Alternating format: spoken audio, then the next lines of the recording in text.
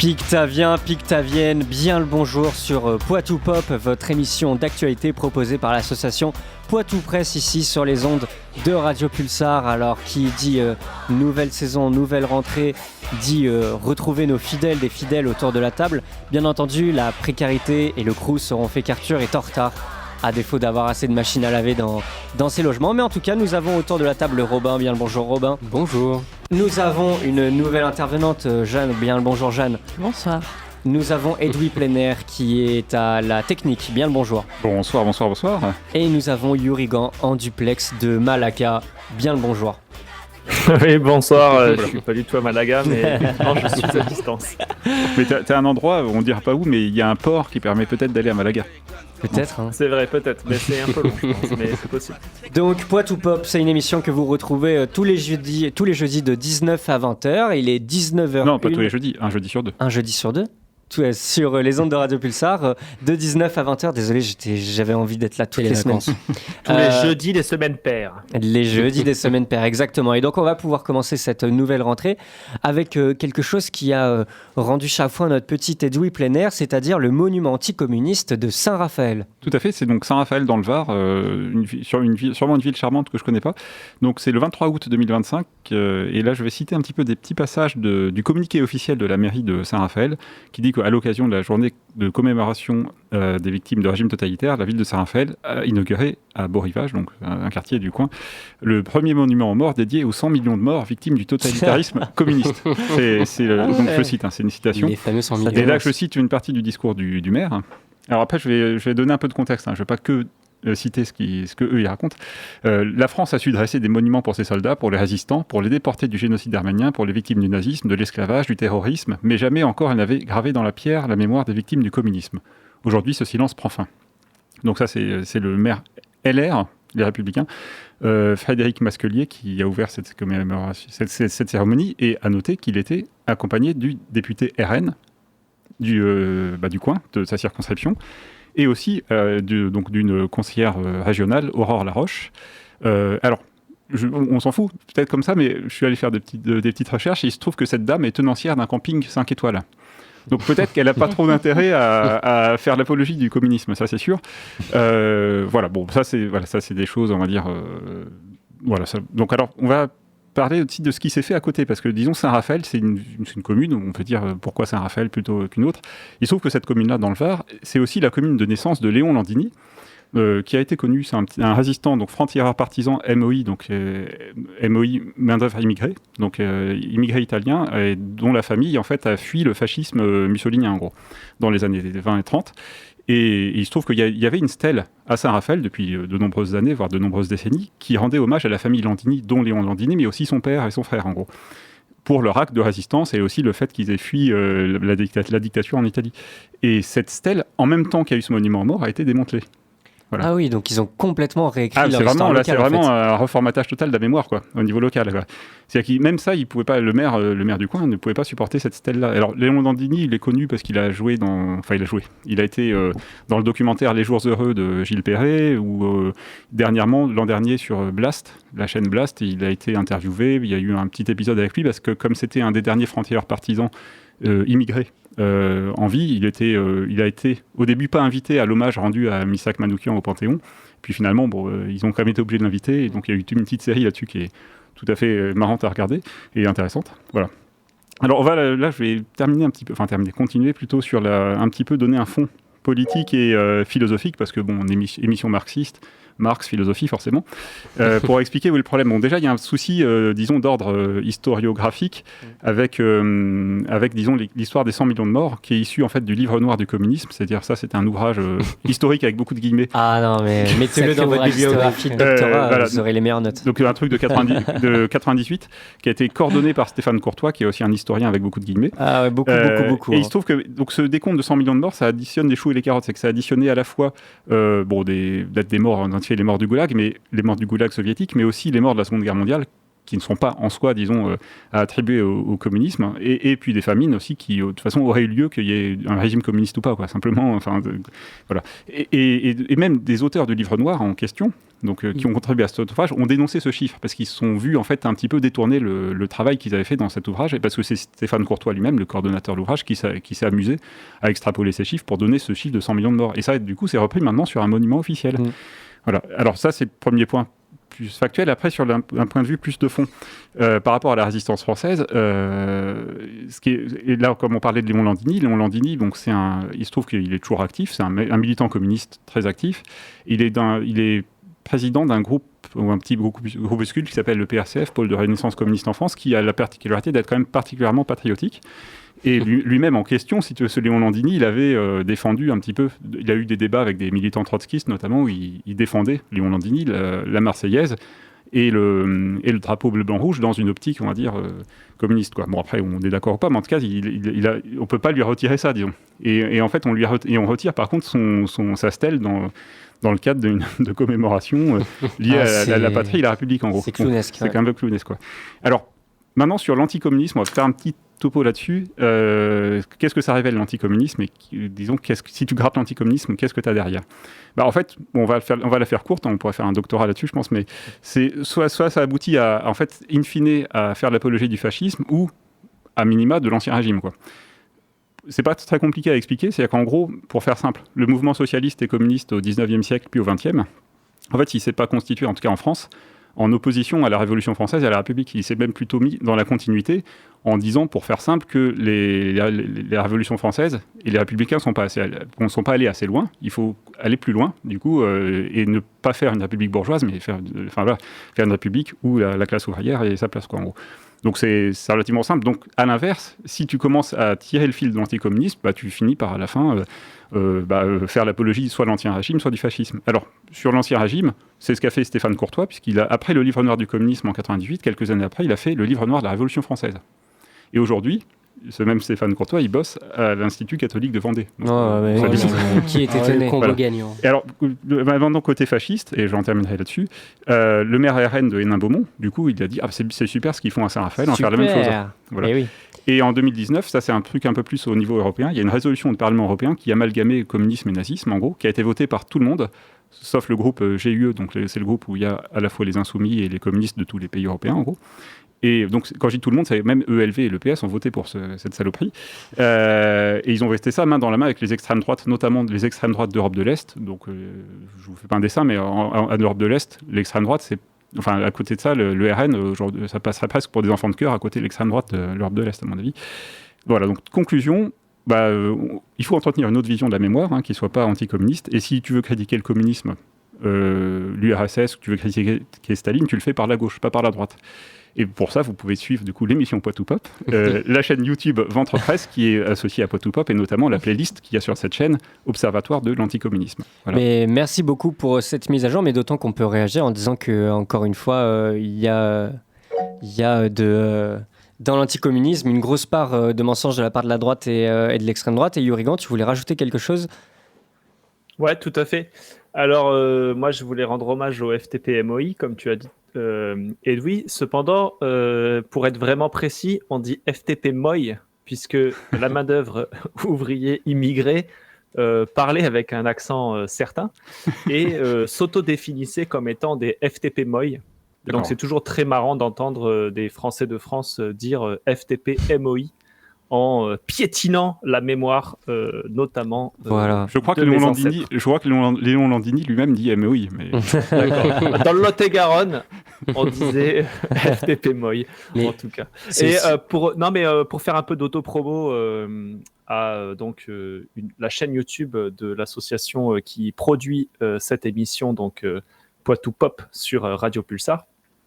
Donc sur la chaîne Ventre Presse, il y a une vidéo justement sur le livre noir du communisme et qui justement utilise les mêmes manières de compter complètement farfelues de ce pseudo-scientifique et de cette théorie du complot et l'applique au capitalisme. Et du coup, on se rend compte que quand on utilise ces mêmes méthodes éclatées au sol et qu'on les applique au capitalisme, on arrive à 25 millions de morts tous les ans Donc, on obtient en 4 ans le même nombre de gens qui meurent du capitalisme par rapport aux 100 millions sur toute la période soviétique, dans les années 20 aux années 90, donc en 70 ans. Donc, allez la voir, je pense qu'elle est assez marrante et c'est assez révélateur, je pense, de la mauvaise foi de ces gens-là.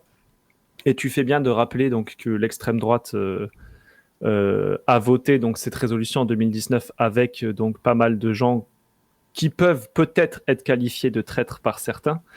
Je laisse libre à chacune et à chacun de réfléchir à ça, mais il est hyper important dans des moments comme ça où on a des relents d'anticommunisme de rappeler certaines choses. Ce qui a permis notamment de libérer l'Europe du fascisme et du nazisme, c'est justement l'Union soviétique et la résistance, en particulier la résistance communiste. Ce sont les gens qui ont payé le plus lourd tribut du sang, il faut le rappeler. Et pour tous les gens qui disent qu'on n'a jamais essayé l'extrême droite en France, si, justement, c'était à l'époque du régime de Vichy, et ce sont justement les anciens de ce régime-là qui ont fondé le Front National qui est devenu le Rassemblement National. Donc pour tous les gens un peu naïfs qui penseraient qu'on n'a jamais essayé le RN, si, on a déjà essayé, ça a donné la déportation des gens, le génocide, etc. Donc il ne faut pas faire les naïfs trop, quoi. Il faut rester vigilant et pas se laisser avoir. Exactement, et rappelons aussi que... Romain, tu voulais dire quelque chose ? Oui, ça permettait aussi de rappeler à tous les gens qui sont un peu malhonnêtes, on va dire, sur les attaques anticommunistes, que tous les marxistes ne sont pas des Stalins, bien au contraire, et que l'URSS ne se résume pas au régime de Staline, et que ça a donné beaucoup de débats, notamment sur les internationales. On vous laissera aller vous documenter là-dessus parce qu'on n'a pas assez de temps dans l'émission. Mais non, marxiste n'égale pas Staline, Staline n'égale pas forcément communisme. Il y a plein de différences, il y a plein de combats à l'intérieur des courants de gauche, justement contre les Stalins et contre les gens qui ont une vision de Marx où ils n'ont pas lu le bouquin. Et du coup, ça permet aussi de rappeler ça, que ça ne se résume pas à Staline, l'URSS. Surtout que Staline, vraiment, il est en mode soyez fiers de votre travail, soyez à fond aliénés par le travail, là où Marx dit justement que le travail est de l'aliénation. Ouais. Donc, non, mais après, tu parles de l'URSS, si tu veux, après, tu prends les communistes en France, même si peut-être ils étaient financés indirectement, leur parti, par l'URSS, bon, je pense pas qu'ils aient consacré l'essentiel de leur action dans les années 50, 60, 70, 80, etc., à déporter des gens. Enfin, ils sont plutôt occupés, disons, des gens de leur pays, on va dire. Oui. Donc la France ou d'autres pays, l'Allemagne, l'Italie, l'Allemagne de l'Est peut-être. Ils sont occupés de leurs problèmes à eux sans forcément avoir grand-chose à voir avec ce qui s'est fait en URSS aussi, quoi. Ouais, exactement, clairement. En tout cas, merci beaucoup pour cette petite, on va dire, cette petite mise à jour par rapport au monument anticommuniste à Saint-Raphaël. N'oublions pas que les communistes nous ont vengés et nous ont sauvés du vilain fascisme. Et on pourra passer à autre chose. C'est quand les gens sont communistes, déjà, qu'ils ont froid, avec des chapeaux gris et des chaussures à fermeture éclair. C'est ça, une dictature, Dolores. D'accord. Et comment vous appelez un pays qui a comme président un militaire avec les pleins pouvoirs, une police secrète, une seule chaîne de télévision et dont toute l'information est contrôlée par l'État ? J'appelle ça la France, mademoiselle. Et pas n'importe laquelle. La France du général de Gaulle. Putain. Et donc, cette autre chose, c'est avant tout la fin de Bayrou, la fin de l'ère de Bayrou. Et pour parler de ça, on va pouvoir réceptionner notre prolétaire préféré, Arthur, qui a réussi à se sauver des machines du Crous. Bonjour Arthur. Bonjour, je suis carrément venu en fait avec mes affaires que je viens juste de sortir vraiment du sèche-linge. Tu vas pouvoir les relaver dans 1 heure. C'est ça. Bonheur. Donc on est là comme quoi le collectivisme ça marche pas parce que tu es obligé d'attendre et alors que tu aurais ta machine individuelle dans ton logement, tu n'aurais pas acheter des machines à laver. Vous vous rendez compte de ce que vous défendez à l'antenne? je fais un petit aparté, mais le Crous, normalement, là je suis à Descartes, on est censé avoir 2 machines à laver et 2 séchoirs pour chaque bâtiment, ce qui est déjà très peu pour un bâtiment parce qu'on est genre, je sais pas, des centaines d'étudiants par bâtiment, c'est énorme Descartes. Et là, ça fait 3-4 mois qu'il y a 4 séchoirs et 4 lave-linges qui sont out, qui sont vraiment hors service. Et du coup, on se partage tous. Alors c'était pratique l'été, tu vois, il n'y a pas grand monde, du coup ça allait. Mais là, c'est la rentrée. Il y a des files d'attente pour la machine. Oui, il y a des files d'attente. Non mais c'est une dinguerie. Hein. Et à l'ancienne, dans le lavabo. Oula, mais du coup, Bah ouais, vous débrouillez, allez travailler pour avoir un logement. Le caleçon qui va flotter avec la brosse à dents, ça va être terrible. Bon, en tout cas, on est ici pour justement souhaiter que cette ère où le Crous ferme des machines à laver s'arrête. Et pour cela, il faut la fin de l'ère Bayrou. Alors, on a vu que depuis quelques jours, quelques semaines finalement, depuis le plan d'austérité de François Bayrou, qui va encore taper 44 milliards de plus chez les plus précaires, et en fait, on se rend compte qu'il y a de plus en plus de mobilisations qui sont appelées partout en France, et notamment le 10 septembre. Alors, face à ça, face un peu à la panique de la rue, il y a François Bayrou qui a annoncé faire un vote de confiance lors d'une session extraordinaire le 8 septembre, donc c'est mardi prochain. Mercredi prochain ? Mardi prochain, et oui, la rentrée. Donc, c'est lundi. C'est lundi 8. Lundi 8. Donc voilà, lundi 8, il a décidé de faire un vote de confiance. Alors pour faire un petit récapitulatif de ce qu'est un vote de confiance, le vote de confiance, c'est pas la majorité absolue qui compte, mais c'est la majorité relative, on va dire. C'est la majorité des députés présents dans l'Assemblée. Donc ça va être extrêmement intéressant de voir qui se déplace, qui vient, et surtout, le siège de François Bayrou est clairement éjectable, vu qu'il y a le Parti Socialiste qui a annoncé que normalement, ils allaient voter contre. Les Verts, la même. LFI, la même. Le PCF. Le PCF a dit la même chose. Les Républicains, ils ont annoncé que théoriquement, ils ne pourraient pas voter ce budget-là. Je crois qu'ils l'ont annoncé l'autre jour. Et il y a l'ERN qui a annoncé que eux non plus, ils ne voteraient pas ça et qu'ils voulaient une dissolution de l'Assemblée nationale. Et le vote de confiance, c'est pas une dinguerie du tout. C'est vraiment quelque chose qui est censé être fait par tous les premiers ministres. Mais je crois que c'est à partir de Borne où ils ont arrêté de le faire parce qu'ils savaient que dans tous les cas, ils n'auraient pas. Il me semble que c'était plus une tradition qu'un truc constitutionnel. Mais oui. C'est pour montrer, est-ce que les gens est-ce que les députés sont d'accord avec le gouvernement Donc du coup, si tu as la majorité, théoriquement, ça te fait même pas peur, vu que tu es censé avoir une majorité. Sauf que là, on est dans un hémicycle où il y a 3 partis majoritaires, on va dire, 3 groupes politiques majoritaires, bien que le centre s'élargit de plus en plus avec l'arrivée des Verts et du PS main dans la main. Mais on a vraiment cette problématique-là. Et François Bayrou, quand il convoque l'Assemblée exceptionnelle, c'est vraiment... Je sais pas si c'est dans un acte de lâcheté, en mode, au moins je m'en vais et on pourra pas dire que c'est ma faute. Oui, c'est par peur du 10 septembre, à mon avis. Ou si c'est par justement permettre à Macron d'avoir plus de pouvoir en faisant en sorte, il y a des débats en mode est-ce que Macron peut activer l'article 16 de la Constitution qui lui donne les pleins pouvoirs s'il y a un défaut d'institution en France. Il y a aussi ce truc-là, est-ce qu'il n'y a pas un gros truc où Macron, finalement, ça serait plus simple pour lui s'il avait toutes les cartes en main. En fait, c'est possible qu'ils essaient de couper l'herbe sous le pied, comme dit Jeanne, au mouvement du 10 septembre, en se disant, en fait, dans les 2 cas, ils peuvent couper l'herbe, entre guillemets, c'est-à-dire que dans leur tête, peut-être qu'ils se disent, si je suis confirmé, alors le mouvement du 10 septembre, il est illégitime parce qu'on a réussi à avoir une majorité de députés, donc le peuple contre les députés, ils sont pas gentils, nanana. Bon, ça, à mon avis, il ne sera pas confirmé, mais s'il était confirmé, dans tous les cas, les gens seraient quand même hyper vénères, parce que de toute façon, ils voulaient déjà faire le 10 septembre contre Bayrou, donc s'il est encore là, ils vont encore plus avoir envie de le faire.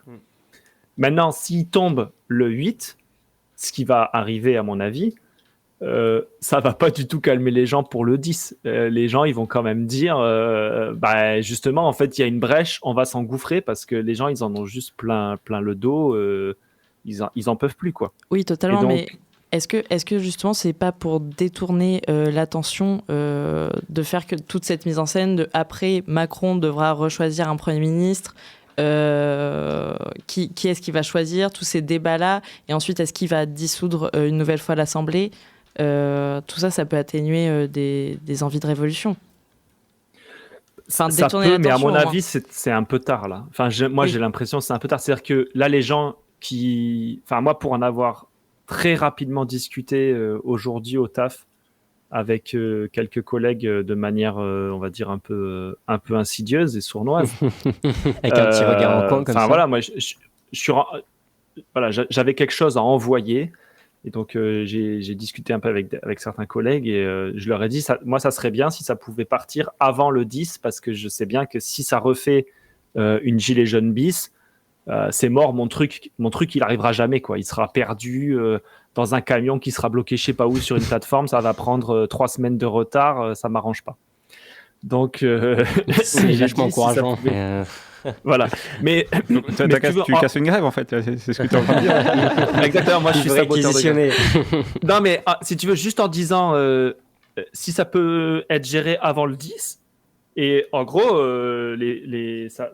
j'ai vite compris que les gens ils sont au courant et qu'a priori, voilà, les gens s'attendent à ce qu'il se passe quand même des choses assez importantes à partir du 10. Donc, même si Bayrou il tombe, même si derrière sur les médias ils disent non, mais là maintenant on n'a plus de Premier ministre, donc ça sert à rien de se révolter parce qu'on ne sait pas qui va y avoir à la place et qu'ils font une tentative de mettre quelqu'un du PS, de je sais pas quoi, pour essayer de sauver les meubles avec un Cazeneuve sorti du chapeau. Ou... Moi, à mon avis, c'est trop tard. François Hollande, Premier ministre. Non, c'est trop tard, c'est certain. Sacha Houlier.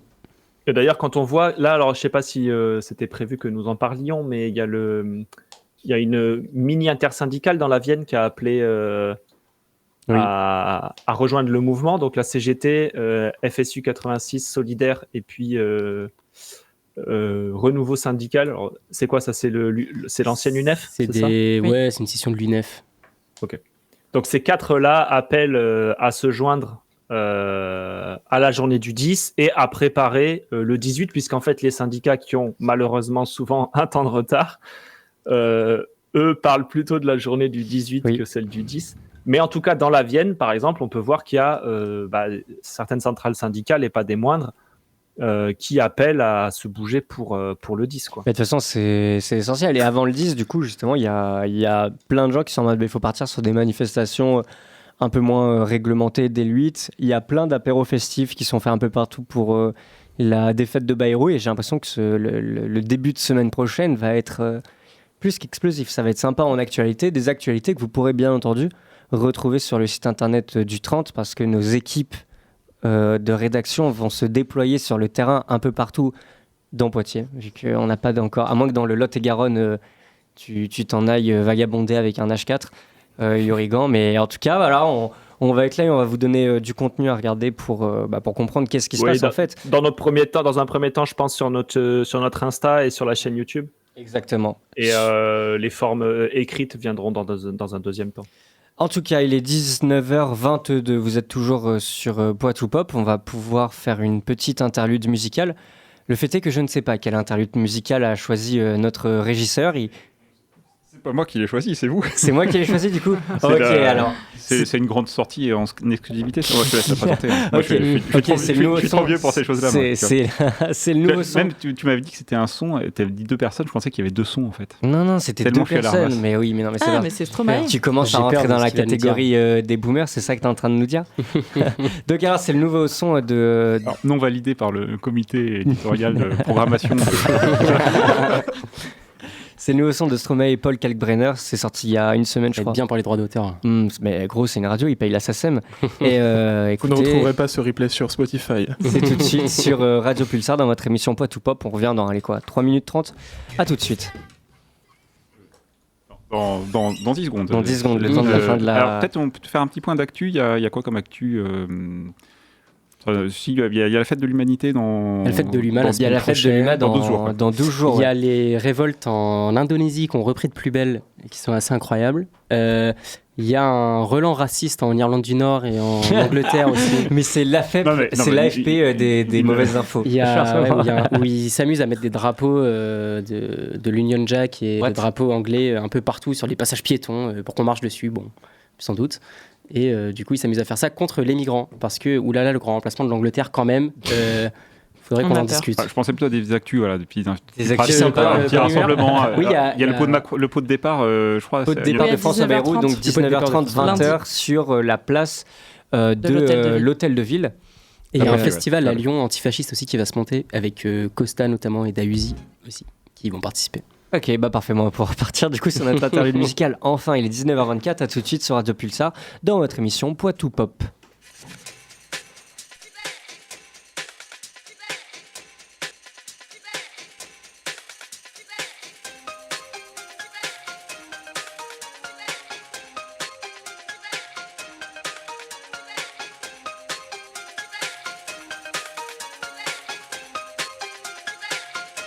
Que ce soit clair, oui, un peu comme un fou, je l'aime. Soit trop belle ou pas assez, oui, mais je m'en fous, je l'aime. Tel ou tel a dit ceci, ouais, mais je m'en fous, je l'aime. Qu'elle soit belge, américaine ou qu'elle soit roumaine, même si notre amour gêne, un peu comme un fou, je l'aime. Soit trop belle ou pas assez, oui mais je m'en fous, je l'aime. Telle ou telle a dit ceci, oui mais je m'en fous, je l'aime. Qu'elle soit belge, américaine ou qu'elle soit roumaine, même si notre amour gêne.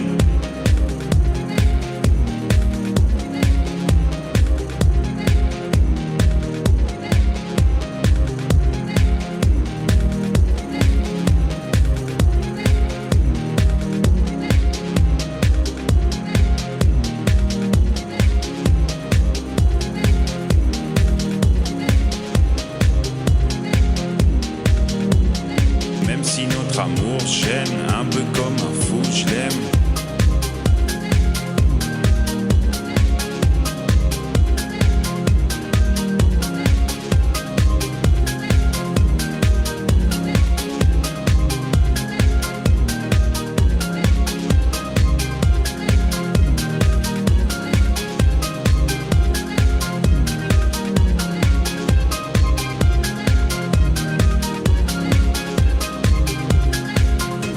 Que ce soit clair, oui, un peu comme un fou, je l'aime. Soit trop belle ou pas assez, oui, mais je m'en fous, je l'aime. Telle ou telle a dit ceci, oui, mais je m'en fous, je l'aime. Qu'elle soit belge, américaine ou qu'elle soit roumaine, même si notre amour gêne, un peu comme un fou, je l'aime. Soit trop belle ou pas assez, oui, mais je m'en fous, je l'aime. Telle ou telle a dit ceci, oui, mais je m'en fous, je l'aime. Qu'elle soit belge, américaine ou qu'elle soit roumaine, même si notre amour gêne, un peu comme un fou, je l'aime. Soit trop belle ou pas assez, oui mais je m'en fous, je l'aime. Telle ou telle a dit ceci, oui mais je m'en fous, je l'aime. Qu'elle soit belge, américaine ou qu'elle soit roumaine, même si notre amour gêne.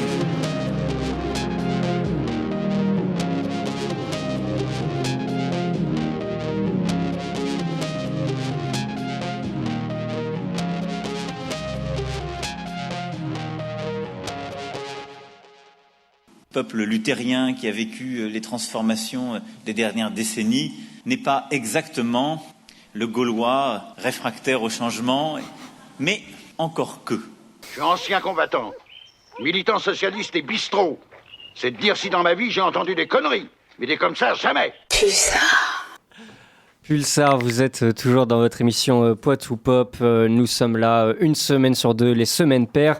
Ici pour parler actualité autour d'un point de vue bien entendu marxiste parce que nous sommes le bien dans ce monde de méchants et tout de suite nous allons parler de la manifestation finalement que tout le monde attend, alors parfois avec véhémence, les méchants droitards qui disent que nous voulons bloquer toute la France et mettre à balle leur propriété, oulala, et parfois avec impatience pour voir justement ce que ça va donner.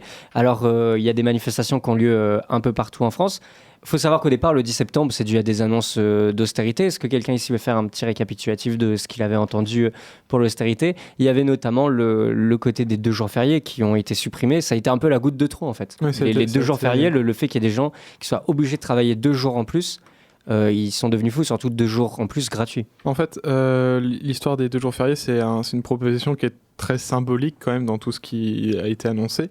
Parce que, en fait, j'ai l'impression quand le gouvernement réduit des dépenses, réduit les financements de certains services publics, les gens s'en aperçoivent pas tellement que ça. Ça gratte en fait petit à petit, on voit que le système se détériore et tout. Mais là pour le coup, les 2 jours fériés, c'est quelque chose qui s'attaque directement à la vie de tous les jours. C'est quelque chose d'assez concret et je pense que c'est ce qui a un peu réveillé les gens. Et aussi, ouais, dans les propositions, je crois qu'il y avait une baisse de financement sur tous les services publics à part l'armée et la police. Et il y avait aussi un gel, finalement, par rapport à l'inflation des aides publiques. Donc, c'est-à-dire que les APL n'allaient pas augmenter, l'AH n'allait pas augmenter, rien n'allait augmenter. Donc, comme tu l'as dit, en fait, les gens l'ont vu directement dans leur portefeuille et dans leur calendrier, vu que tout le monde attend le mois de mai pour parfois souffler avec les ponts, etc., quand on a l'occasion de pouvoir les passer. Et donc, il y a eu sur Internet un truc de, mobilisons-nous le 10 septembre. C'était je crois que c'était le 8 mai, et l'Ascension. Ouais, c'est rigolo de vouloir supprimer le 8 mai. 8 mai, voilà, on a battu les nazis, on s'en fout un peu. C'est pas si grave. C'est dans le parfait déroulé des monuments anticommunistes qui sont érigés, etc. C'est vraiment une fascisation même de l'esprit du travail, etc. Dans la manière dont on conçoit le calendrier. Mais tu vois, ce qui a été drôle avec le discours, comment il a été lancé par le collectif citoyen apolitique, je sais pas quoi, habite de Twitter là. Mais en fait, ça a été très vite repris du coup par les organes syndicales et par les travailleurs et par les étudiants. Et du coup, ça a donné lieu à plein de discussions assez passionnées, on va dire ça comme ça, entre des gens qui sont du coup militants, et même ici à Poitiers, il y a eu des discussions pas plus tard qu'il y a 4 jours sur ces sujets, et entre des militants du coup de gauche et des gens soit apolitiques, soit gaullistes, soit enfin plein de trucs de droite qui devraient pas être dans la rue pour faire des manifs, mais ils se sont rendus compte qu'ils sont en train de se faire baiser, du coup ils viennent aussi. Et du coup la question c'était, est-ce qu'on accepte les 10 millions d'électeurs RN, machin truc, parce que c'est quand même une partie importante de la population, parce qu'ils sont contre le gouvernement, dans des manifs contre Bayrou. Sauf que se poser cette question, du coup, c'est faire totalement fi du fait que la manif, c'est pas une manif contre Bayrou en termes de nomination. Genre, c'est pas, si ça avait été De Villepin qui aurait fait ça, on aurait fait une manif anti-De Villepin. Si ça avait été Olivier Faure, on ferait des manifs avant qu'il soit nommé. Mais si ça avait été quelqu'un d'autre, on aurait fait des manifs aussi. C'est pas une manif contre Bayrou qu'on va faire le 10, c'est une manif contre le capital et contre l'utilisation de l'argent produit par les travailleurs. Et du coup, c'est pour ça que les gens qui votent RN, là, qui préfèrent être racistes plutôt qu'être pour la lutte des classes, ils ne seront pas les bienvenus et ils se font sortir comme dans toutes les manifs où ils se font sortir. Et c'est pareil pour les soi-disant gaullistes là, qui votent Ciotti sans se rendre compte que Ciotti il aurait fait alliance avec Pétain dès le premier jour. Bah en fait, c'est pareil, on se bat contre vous aussi, donc ça ne sert à rien de venir, rester dans votre canapé, allumer BFM et CNews et rester dans votre bulle de bourgeoisie là. Venez pas avec nous par pitié. Sachant que le mouvement du 10 septembre, la gauche se réapproprie un petit peu le mouvement, mais à la base, c'est un truc d'extrême droite. C'est des souverainistes qui ont lancé ça sur un groupe Telegram, il me semble. Mais comme les Gilets jaunes, il y a eu beaucoup de souverainistes et de nationaux, où ça donnait des bagarres d'ailleurs entre les Gilets jaunes, entre les nationalistes et les cocos. D'autant que justement, là, on le voit pour le 10 septembre, il y a 2 tactiques qui sont abordées. Donc il y a d'un côté la tactique de la rue, où on appelle à des manifestations, à des blocages économiques massifs. Et de l'autre côté, on a la tactique plus du individualiste. On voit vraiment là les 2 tactiques qui sont vraiment... incroyable quoi, c'est vraiment une tactique assez collective, voilà, tous ensemble on va bloquer l'économie, et individualiste, moi personnellement je fais le choix de pas consommer, donc ça appelle à des boycotts de cartes bancaires, je sais pas quoi, de toute la journée rester chez soi, etc. Oui voilà, et donc comme du coup ça c'est les techniques de l'extrême droite, comme ça empêche pas les gens qui veulent pas faire grève d'aller travailler, mais en même temps toi ça empêche apparemment l'économie de bouger légèrement. Yurigan, tu veux rajouter quelque chose? Ouais tout à fait, alors justement moi j'ai pas suivi énormément, malheureusement, j'ai pas eu trop le temps, mais j'ai suivi un peu quand même. Et certains retours que j'ai pu avoir compris, c'est que tu as quand même pas mal de gens, notamment des anciens gilets jaunes, qui se disent pas forcément être des militants de gauche, hein, mais qui néanmoins, justement, ont essayé de faire un petit peu leur autocritique camarade. Et notamment sur la question de les gilets jaunes, ils avaient cette volonté de pas forcément bloquer l'économie, ou en tout cas ils faisaient ça le week-end parce que comme ça les gens pouvaient quand même travailler, etc. Et moi de ce que j'ai compris, c'est que là il y a quand même pas mal de gars qui se sont dit bon ok, la dernière fois on a essayé d'être sympa, on a essayé de pas faire chier tout le monde, on a essayé de faire ça que les week-ends, comme ça les gens qui voulaient bosser pouvaient bosser, ceux qui avaient machin. On a essayé de pas être trop violent non plus. Moi, visiblement, c'est des échos que j'ai pu entendre. Hein. C'est que, en fait, il y a un scénario où ça sera beaucoup plus radical qu'avant, quoi, parce que les gilets jaunes, ils faisaient des démonstrations de force où ils étaient très nombreux. Ils faisaient des parcours de manif qui étaient titanesques avec des randonnées de 8-10 bornes. On faisait le tour de Poitiers 4 fois. Enfin bon, voilà, c'était légendaire. Néanmoins, faut quand même, voilà, vu le nombre de personnes qu'il y avait, etc. Il faut vraiment être un droitard fragile pour qualifier le mouvement de violent, etc. La violence policière, elle a été très très importante, et ça, les gens, ils ont été marqués dans leur chair à de trop nombreuses reprises. Et donc, moi, de ce que j'entends, de ce que je comprends, c'est qu'il y a des gens qui, du coup, se tiennent prêts à en découdre jour 1, quoi. Avec cette idée que la dernière fois, ils nous ont cassé la tronche. Du coup, cette fois-ci, on n'a plus rien à perdre. Parce qu'en fait, la dernière fois, on a été des millions. Pour les retraites, on a été des millions. Et en fait, en face, ça ne comprend toujours pas que nous, on veut plus de tout ça, quoi.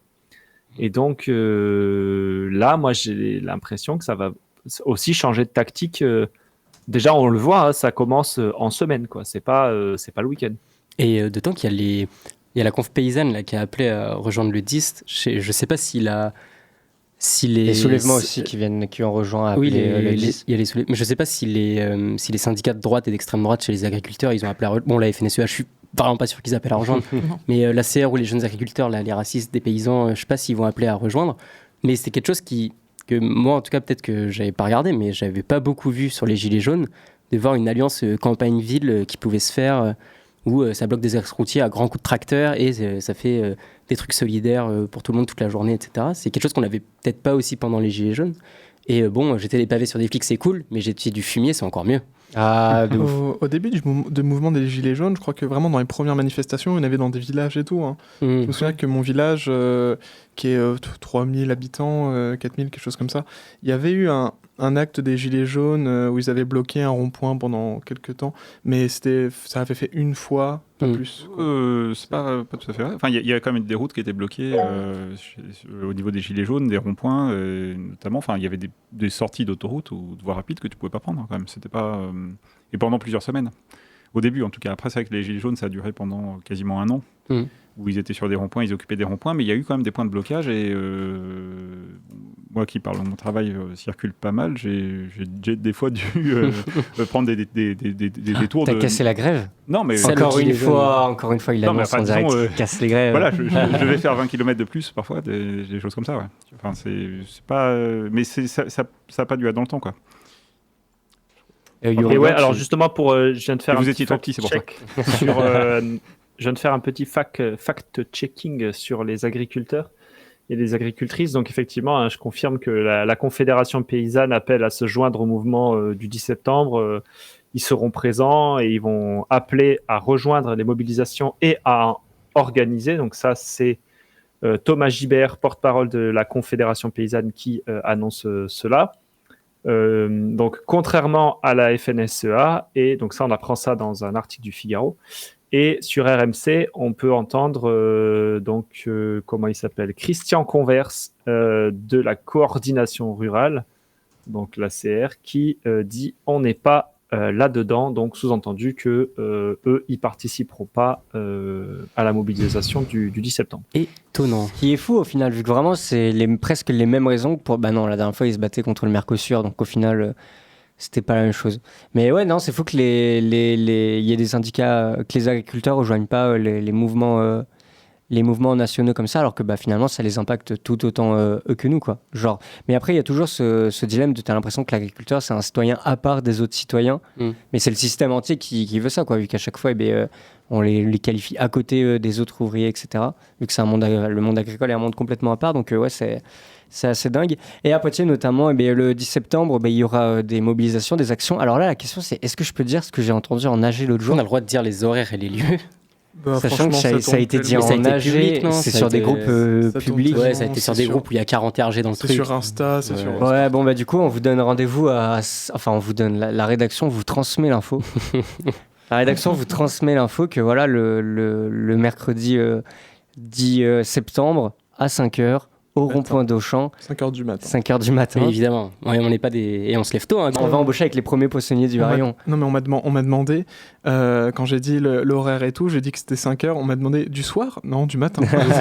On va bloquer la nuit les routiers. C'est pas qu'ils puissent rouler et dormir. Donc, mercredi à 5h, il y a un rendez-vous au niveau du rond-point d'Auchan. Après, sur place, les actions seront communiquées. Le mercredi 10, c'est donc un blocage économique. On peut espérer que partout en France, il y en ait. Et il y a manif l'après-midi. Et l'après-midi, justement, pour les gens qui sont un peu moins en blocage, mais un peu plus manif, il y a notamment un rassemblement qui a lieu devant la préfecture. Je pense que c'est plus un rassemblement qu'une manif. Oui. Il faut savoir que donc, du coup, il y a l'intersyndicale locale qui appelle à la manifestation du 10 septembre. Mais bien entendu, comme tu as répété, comme tu l'as rappelé tout à l'heure, Yurigan, les syndicats sont toujours en retard. Et donc, eux aussi ont décrété une nouvelle date maintenant, le 18 septembre. Qui à la base, c'était la proposition de la CFDT d'ailleurs. Les syndicats, on est tous des traîtres. Mais oui, on est tous des traîtres, sauf Solidaire, qui appelle toujours au bon moment, au bon endroit, toujours appelé à rejoindre le 10 septembre. Et la CGT appelle aussi au 10 septembre, mais en même temps, ils sont pas vraiment en mode ouais, on va faire des actions. C'est plus des actions locales et c'est des actions de soutien, ouais. Et donc, du coup, mais ça aurait été mieux de le faire le 11. Parce que comme ça, directement. Parce que tu étais sûr que là, pourquoi le 18, ça fait encore de la grève perlée, un jour par-ci par-là. Ils auraient fait ça le 11, on était sûr que ça durait au moins 2 jours le mouvement. Mais moi je pense que c'est pour. Alors que là, le 10, ça se trouve, à mon avis, le 11, ça va reprendre à la normale. Enfin, je suis peut-être un peu pessimiste, mais. Je sais pas. En fait, ça dépend parce que là. Mais d'ailleurs, Cocorico, on va pouvoir tester enfin en métropole les Centaures, qui jusqu'ici n'avaient été utilisés que hors métropole. Et d'ailleurs, personne n'en parlait. Bah, ils les ont achetés, autant les utiliser, j'ai envie de te dire. Et du coup, on va pouvoir tester ça. Donc, c'est l'occasion de faire une petite brève formation post-manif et pré-manif de sécurité. Partez pas seul, prévenez les gens quand vous allez en manif, ou vous allez en manif, un heure de retour, etc. Si vous pouvez, il y a des petits sérums filles pour bébés, ça coûte pas très cher à Leclerc, les boîtes de 500 là. Même dans votre pharmacie. Ou dans votre pharmacie, exactement. Vous pouvez en acheter, des trucs comme ça. Et si vous voyez des gens paniquer à côté de vous à la vue des policiers, par pitié, ne paniquez pas non plus, commencez pas à courir partout, essayez de les rassurer ou trouver quelqu'un qui pourrait les aider. Allez leur offrir des fleurs aux policiers. Oui. Ça, c'est, comme ça, vous finirez à ELV, ce sera parfait. Et Yorigan voulait rajouter quelque chose. Et on n'insulte pas un flic à côté de lui quand on n'est pas masqué, par pitié, arrêtez d'être débile. Avec les caméras filment. Oui, arrêtez d'être bête. Ouais, alors on n'insulte pas les gens de manière générale. Évidemment, on est courtois, on respecte. Mais après, on peut insulter des institutions. Qui ici a insulté un flic? Non, personne. Moi, je parle au képi bleu, pas à l'humain derrière. Attention. Ouais, du coup, vous m'avez un peu. J'ai un peu perdu le fil de. Je crois que Jeanne aussi, on l'a coupé tout à l'heure. J'aurais dû le noter. Ah non, mais Robin nous a perdu avec sa formation anti-rap express. Par rapport, le temps que tu retrouves un peu Yorigan. Ouais, merci. Moi, Jeanne aussi, elle a perdu complètement le fil, elle a dit. Une bonne équipe, ça. Mais c'est la rentrée, c'est normal, on reprend, on se chauffe. Il y a notamment le fait que le 18, je pense que les syndicats, s'ils l'ont mis là, c'est aussi pour montrer que si les choses se passent pas selon eux, eux, ils mettront à la date qu'ils veulent. On l'a vu au départ, la CGT avait même pas appelé à la grève vu que c'était pendant les vacances et tout, pendant les vacances scolaires, le plan d'austérité. Donc du coup, voilà, ils n'avaient pas appelé à la grève. Et là, ils disent, le 18, vu que le 10, vous voulez en faire qu'à votre tête, vous voulez faire sans nous, voilà. Et c'est le problème du corporatisme cégétiste, j'ai un peu envie de dire, parce qu'en fait, tout le monde est obligé de suivre ce que veut la CFDT et la CGT, vu que c'est les plus gros syndicats, et qu'après, les petits syndicats à côté, ils peuvent pas appeler autant à la mobilisation que des gros syndicats comme ça. C'est le problème des bureaucraties où il faut attendre que le patron en haut, il dise oui pour faire un truc. Alors on va quand même être un peu magnanime avec les gens de la CGT. Dans le 86, la CGT appelle à rejoindre le mouvement du 10. Les sections locales appellent au soutien, mais nationalement, c'est timide de chez timide. C'est inhérent aux très grosses structures. Et donc, moi, le chose que je voulais dire tout à l'heure, parce que justement, tu as dit, les gens qui veulent faire une action directe, vous pouvez aller sur le terrain à 5h du TAM au Champ Sud. Les gens qui veulent plutôt faire de la manif, ça se passe plutôt l'après-midi. Mais on peut aussi comprendre avec le déferlement de violences policières et le niveau de violence et de répression qui est proposé par l'État au moment de réprouver ses opposants politiques. Je rappelle quand même pour les gens qui nous écoutent, ce qui s'est passé pendant les Gilets jaunes, ce qui s'est passé pendant la loi travail, ce qui s'est passé pendant les manifestations contre la contre-réforme des retraites. Si ça s'était passé dans un pays étranger, au hasard, Venezuela, Cuba, le Vietnam, vous inquiétez pas que H24, on aurait eu à la télé des gens scandalisés sur le fait qu'un État utilise sa police pour réprimer des opposants politiques. C'est ce qui se passe en France. Ils ne réprouve pas ils font pas de la répression contre des émeutiers ou des gens qui cassent. Ils font de la répression policière contre des opposants politiques. Ensuite, ils les mettent en garde à vue et ils en mettent en prison. Donc, c'est ça qui se passe. Et il ne faut pas se cacher derrière son petit doigt. Donc, je peux comprendre qu'il y ait des gens qui ne soient pas très motivés à sortir, qui aient peur de sortir. Et donc, pour les gens qui n'ont pas forcément envie d'aller sur le terrain, parce qu'on peut vous comprendre, faites, par exemple, là, ce que nous, on est en train de faire, par exemple, ça peut être de l'action sur des réseaux sociaux, ça peut être relayer de la parole à la radio, ça peut être, changer votre bannière sur Twitter ou sur Insta, faites un post, parlez-en à votre entourage, à vos collègues, Bloquez vos faites facs. du collage la nuit, faites du tractage, distribuez des flyers. Enfin, voilà, il y a 1000 façons de s'engager et de montrer qu'on ne veut plus de cette politique, on ne veut plus de ce gouvernement et de cette politique mortifère. Parce qu'à la fin, en fait, c'est directement des gens qui meurent de manque de place à l'hôpital, de manque de soins, de manque d'éducation, d'alphabétisation, etc., etc. Quoi. C'est pas, ça flotte pas dans l'air. Quoi. Il y a des gens aujourd'hui, ils ont la dalle et ils peuvent pas s'acheter à bouffer. Quoi. Et c'est aussi l'occasion de rappeler à tous nos militants un peu toxiques que c'est pas parce qu'on fait pas une manif ou qu'on fait pas une action un jour J qu'on n'est pas un vrai militant. Ouais, voilà, il y a toujours des moments de se mobiliser. Et ben, ça tombe bien, en tout cas, le 10 septembre est un moment parfait pour faire une action qui pourrait être à sa convenance suivant le niveau de radicalité qu'il veut entreprendre. Parce que oui, comme tu l'as dit, le 10, c'est vraiment le dernier tirage de langue de la souche pauvre de la France, quoi. Vraiment, parce qu'on a eu les retraites qui nous ont mis déjà un bon coup de marteau, mais là, vraiment, ça coupe toutes les aides sociales possibles et imaginables qu'on aurait pu espérer pour 2025 et espérer vivre un peu mieux, mais bon, finalement, on va vivre un peu moins bien. Et en tout cas, il est 19h45, je crois qu'on peut encore faire une petite interlude musicale avant le Cinémarx d'Arthur. Les Vulves Assassines, on va écouter. Das Kapital. Das Kapital, par les Vulves Assassines. Là, tout de suite, un peu de techno. Sur Poitou Pop.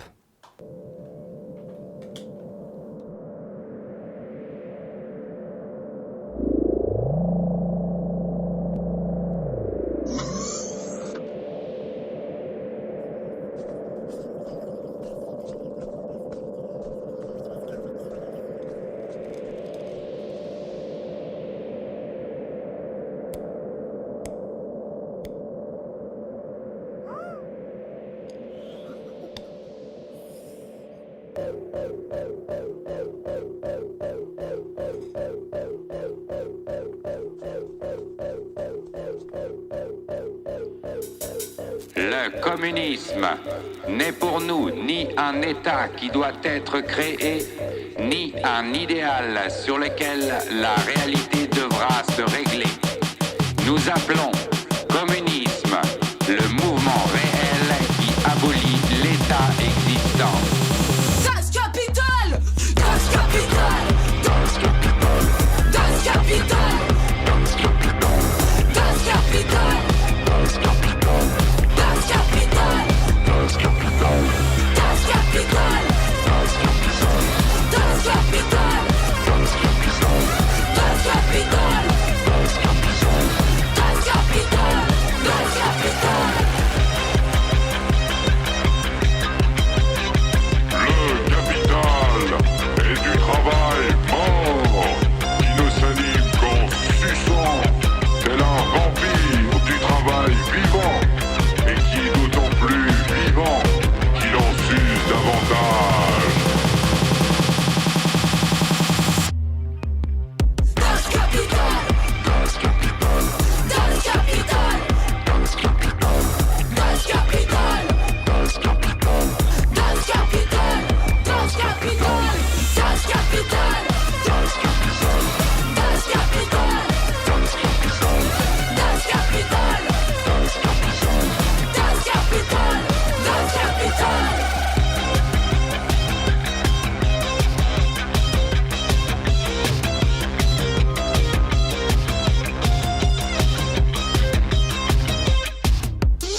Le capital vient au monde, dégoulinant de sang par tous ses pores, de la tête aux pieds. Das Kapital! Das Kapital! Das Kapital! Das Kapital! Das Kapital! Das Kapital! Das Kapital! Das Kapital! Das Kapital! Das Kapital! Das Kapital! Das Kapital! Das Kapital! Das Kapital! Das Kapital, das Kapital, das Kapital, das Kapital, das Kapital, das Kapital, das Kapital, das Kapital.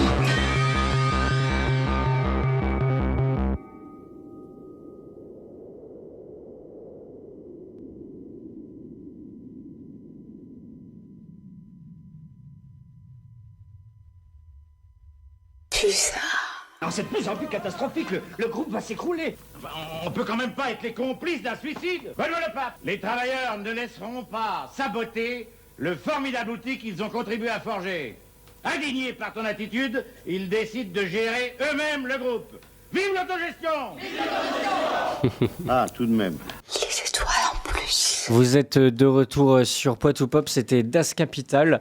Écoutez, aujourd'hui, on vous a proposé des musiques, ma foi, des plus pertinentes. Pile poil dans l'ADA. On va pouvoir terminer cette émission avec la chronique que tout le monde attendait pour cette magnifique rentrée. C'est la chronique d'Arthur, la chronique Cinémarx. Putain. Je vous parle solidarité avec les étudiants et les ouvriers et vous me parlez travelling et gros plans. Les étoiles en plus. Bonjour tout le monde, bienvenue dans Cinémarx, la chronique ciné qui met le capitalisme hors champ. Tout d'abord, je tenais à m'excuser, j'ai été absent lors de la dernière de la saison. Vraiment, c'est moche. pour aucune C'est raison moche. en plus, c'est vraiment, j'ai oublié que j'étais chroniqueur dans cette émission. Mais je suis de retour, vous en faites pas, avec mes petites chroniques. Nous sommes début septembre, et qui dit début septembre dit rentrée des classes. Par conséquent, je voulais vous proposer un film en rapport avec cette thématique, La salle des profs, du réalisateur allemand Ilker Czatak. Alors attention. La dernière fois que j'ai traité d'un film allemand dans Poitou Pop, tout le monde s'est moqué de moi avec la prononciation du titre original. Donc là, je vais essayer de... Das Lehrerzimmer. Lehrerzimmer. Das Lehrerzimmer. Ouais. Écoute, je pense que ça doit le faire. Ça devrait le faire. Les germanophones, dites-nous. C'est mon avis, c'est Zimmer, pas Zimmer. Zimmer. C'est un TZ. Le Z, c'est Tse. Quelle belle langue. J'ai fait 6 ans en LV2 allemand, ça m'a servi à rien. Donc alors, le film met en scène Carla Novak, une jeune enseignante dans une sorte de collège-lycée, alors qu'une série de vols de monnaie au sein de la salle des profs crée un climat de suspicion dans l'établissement. Carla prend la décision d'enquêter. Elle va laisser son porte-monnaie à la vue de tous dans la salle des profs et elle va laisser son ordinateur filmer ce qui se passe sur sa chaise, quoi. Quand elle revient, l'argent a été dérobé. Et sur la vidéo, nous ne pouvons pas voir la tête de la personne commettant le vol, mais nous voyons son chemisier qui est semblable à celui de la dame de l'accueil. Carla va aller la confronter, d'abord directement, puis ensuite en passant par la principale de l'établissement, mais la dame de l'accueil clame son innocence et est totalement choquée de toutes ces accusations. Et dans l'école, les rumeurs se propagent, d'abord contre la dame de l'accueil, mais petit à petit contre la professeure. Ses bonnes intentions se retournent contre elle. Le film d'Ilker Czatak est très riche dans les thématiques qu'il aborde. D'abord, c'est un film sur le dur métier de professeur. On découvre à travers Carla les difficultés du métier, entre volonté de justice, pression institutionnelle, tension avec les collègues et gestion des élèves. Au début, elle est écoutée sur cette affaire, mais quand les choses se retournent contre elle et que l'histoire commence à nuire à l'image de l'établissement, elle est totalement délaissée par l'administration. C'est également un film sur le racisme. Bon, sans être non plus frontalement sur le racisme, le thème y est latent et insidieux. Carla est d'origine polonaise et certains dialogues laissent transparaître les préjugés ou des jugements implicites. Plus encore, quand les vols commencent, ils accusent tout de suite, en tout cas le corps enseignant et l'administration accusent tout de suite un élève issu de l'immigration, qui au final n'a rien fait dans l'histoire. Tout cela témoigne d'un racisme systémique. Et bien évidemment, le film évoque aussi le harcèlement scolaire. La dame de l'accueil a un enfant scolarisé dans l'établissement, qui plus est un élève de Carla. Et les rumeurs se répandent vite dans l'établissement, amplifiées par l'interruption de la dame de l'accueil lors d'une rencontre parents-professeurs. Tout cela engrange un harcèlement envers l'enfant, qui lui est toujours convaincu de l'innocence de sa mère. Et ce film, c'est bien plus encore, mais je vous laisserai le découvrir par vous-même. Sachez en tout cas que la mise en scène est brillante. Le film se déroule quasi entièrement dans l'enceinte du lycée, et surtout dans la fameuse salle des profs, d'où le titre évidemment. Et cette salle, c'est pas juste un décor, hein. Ça devient un vrai champ de bataille, un lieu clos, tendu, où les non-dits, les regards, les petits conflits explosent en silence. L'ambiance y est ultra pesante, limite suffocante, comme dans un bon thriller type... Ah waouh, j'ai du mal à parler ce soir, comme dans un bon thriller psychologique. Et ça, c'est en grande partie grâce à une mise en scène super tendue et à un rythme nerveux qui te tient en haleine du début à la fin. Tout cela lui a valu d'être nominé pour l'Oscar du meilleur film étranger l'an dernier. Le film est disponible en VOD, en DVD et Blu-ray, mais sûrement dans votre médiathèque locale, sinon piratez-le. Non, nous ne pouvons pas vous appeler à le pirater, mais par contre vous pouvez tenter de trouver un site qui pourrait potentiellement vous trouver un lien, mais nous ne vous appelons pas à ça. Récemment, il y a eu un débat sur Twitter, je ne sais pas si vous avez vu un mec qui parle souvent de cinéma et qui a dit pirater vos films, c'est bien pour les cinéphiles parce que justement ça coûte trop cher d'acheter des DVD. Et toi, Arthur, c'est quoi ta position pirater? Je vous ferai peut-être une chronique, un de ces quatre, sur le piratage, comme quoi ça sauve l'industrie du cinéma, qui est de plus en plus non physique. Ça sauve la culture, surtout, ça élargit c'est une drastiquement. En fait, c'est une vraie action de préservation du cinéma et des créations. Donc, le piratage a ses problèmes. En fait, le piratage est problématique quand tu vas pirater un film d'une petite production qui n'a pas coûté très cher, mais quand ça commence à être un film qui a bien des années, qui a eu le temps de faire son box-office, qui a eu le temps, ou alors même quand c'est un très gros film, honnêtement, allez les pirater parce que rien n'est éternel et tout se perd maintenant avec les plateformes de streaming, etc. Donc, je vous mets la sur disque dur. Ça. Ok, on est chaud. Et du plein air, tu voulais... Non. Non, ok, d'accord, il reprendrait c'est juste que c'est la fin de l'émission prochainement. Exactement, ça allait être la fin. Merci Yurigan d'avoir été là en duplex, pas de Malacca, mais du Lot-et-Garonne. Non, je suis pas dans le Lot-et-Garonne, mais je dirais pas où je suis. Okay. Néanmoins, pour abonder sur cette histoire de piratage, moi, il y a notamment une chanson que j'écoutais sur un CD quand j'étais plus jeune, que j'adorais, dont je me rappelle les paroles, mais que je suis incapable de retrouver, puisque même quand on tape les paroles dans Google, rien ne sort tellement c'était sur une sombre playlist produite par Boucherie Productions, donc le label des garçons bouchers. Là, c'est vraiment une ref de giga boomer. Et ben en fait, si ce truc avait été plus piraté, et ben probablement qu'aujourd'hui, je pourrais toujours le retrouver sur des sites. Et tu peux pas nous chanter a cappella là? C'est un véritable lost media. Oui, c'est vrai que c'est un lost media. Alors moi, franchement, si quelqu'un me retrouve cette chanson, c'est l'histoire d'un vermisseau aventurier qui est sorti de la terre pour se promener. Une grosse poule rousse passait par là et d'un coup de bec, elle l'attrapa. Et ensuite, le refrain, je vous le chanterai peut-être une prochaine fois. La semaine prochaine. Dans 15 jours, je vous ferai... on a encore 3 minutes. Hein, et bientôt, il sera dans Slamatouva pour le faire en freestyle. Et on trouvera cette musique qu'on mettra en interlude musical dans une émission sans te prévenir. Ah là, ça serait vraiment un banger. Bon, en tout cas, merci à tous et à toutes d'avoir été présents. Robin, Jeanne, Arthur, Edu Plein Air et Yurigo. On se retrouve donc dans 2 semaines pour reparler actualité sur l'émission Poitou Pop de 19 à 20h. D'ici là, vous pourrez nous retrouver très bientôt. On reprend les lives Twitch avec Arthur ou avec Robin ou avec qui le veut sur la chaîne Abin Couillon sur Twitch. Très prochainement, il y aura sans doute des vidéos qui apparaîtront sur Ventre Presse. Le journal de 30 qui va ressortir au mois d'octobre. Le journal de 30 qui, normalement, ressort au mois d'octobre. Et sur nos réseaux sociaux, Poitou Presse, sur Instagram, notamment, vu qu'en fait, je crois qu'on n'a que Instagram. Facebook aussi. Oh, Facebook aussi, c'est vrai. Un Twitter, mais je pense que personne ne publie. Exactement. En tout cas, merci. Dans 2 semaines sur Poitou Pop. C'était Gabin. Et n'oubliez pas, bon courage pour la lutte. Le 10 septembre, on fait tout péter.